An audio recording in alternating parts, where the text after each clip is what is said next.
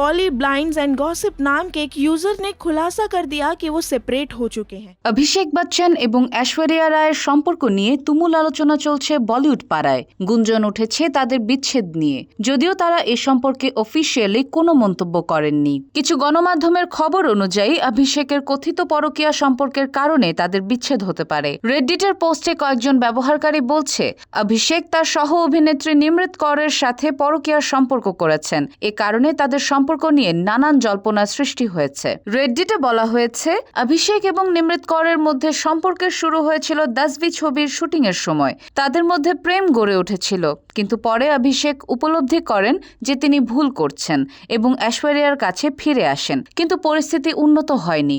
সম্ভবত সেখান থেকেই তাদের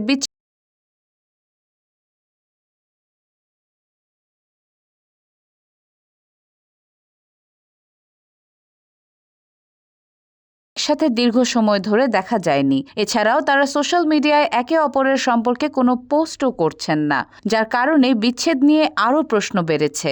কভি হাস দেতি হো আর কভি ইতরা জাতি হো, अच्छी लगती हो।